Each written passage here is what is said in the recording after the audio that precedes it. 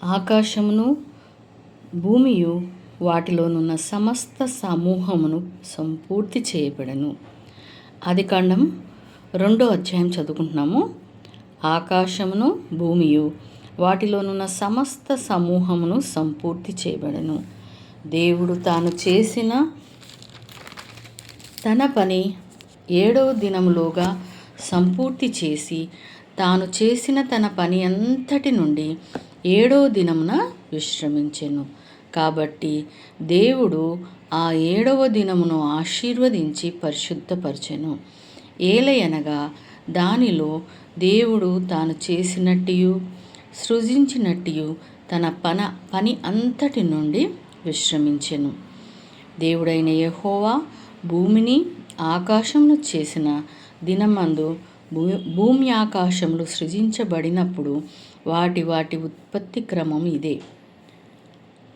అది వరకు పొలమందలి ఏ పొదయు భూమి మీద నుండలేదు, పొలమందలి ఏ చెట్టును మొలవలేదు.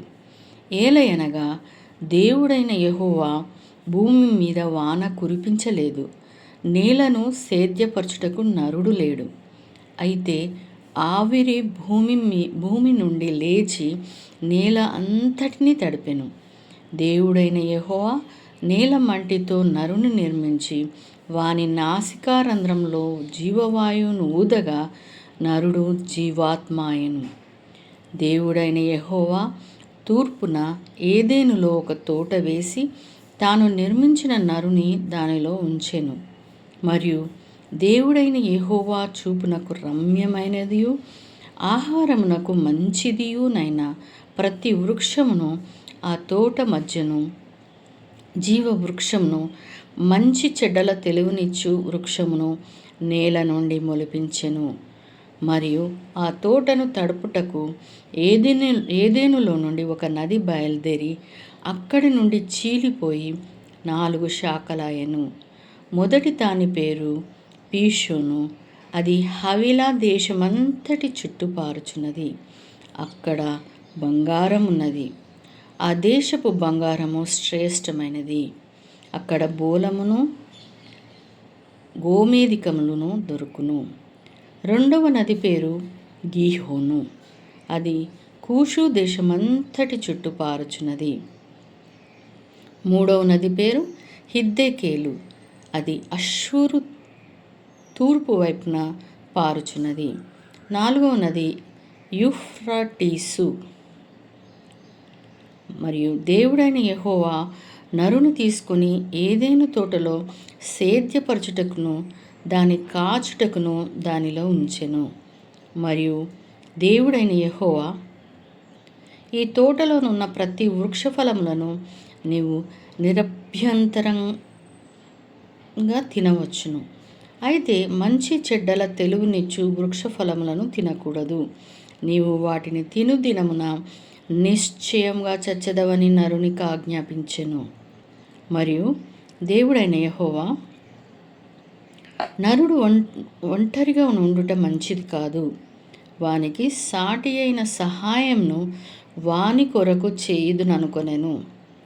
దేవుడైన యెహోవా ప్రతి భూజంతువును ప్రతి ఆకాశ పక్షిని నేల నుండి నిర్మించి ఆదాము వాటికి ఏ పేరు పెట్టునో చూచుటకు అతని యొద్దకు వాటిని రప్పించెను.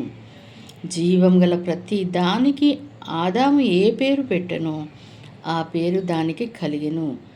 అప్పుడు ఆదాము సమస్త పశువులకును ఆకాశ పక్షులకును సమస్త భూజంతువులకును పేరులు పెట్టెను.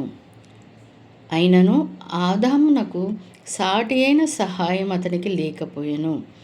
అప్పుడు దేవుడైన యెహోవా ఆదామునకు గాఢ నిద్ర కలుగచేసి అతడు నిద్రించినప్పుడు అతని ఎముకలలో ఒక దానిని తీసి ఆ చోటును మాంసంతో పూడ్చివేసెను. తర్వాత దేవుడైన యెహోవా తాను ఆదాము నుండి తీసిన ప్రక్కటెముకను స్త్రీనిగా నిర్మించి ఆమెను ఆదాము నొద్దకు తీసుకొని వచ్చెను. అప్పుడు ఆదాము ఇట్లనెను, నా ఎముకలలో ఒక ఎముక, నా మాంసంలో మాంసము, ఇది నరునిలో నుండి తీయబడిన గనక నారి అనబడును. కాబట్టి పురుషుడు తన తండ్రిని తన తల్లిని విడిచి తన భార్యను హత్తుకొనును, వారు ఏక శరీరమై ఉందురు. అప్పుడు ఆదామును అతని భార్యయు వారిద్దరూ దిగంబరులుగా నుండిరి, అయితే వారు సిగ్గు ఎరగక ఉండిరి. దేవుడు తన పరిశుద్ధ వాక్యమును మనందరి వినికిల్లో ఫలింపచేయునుగాక.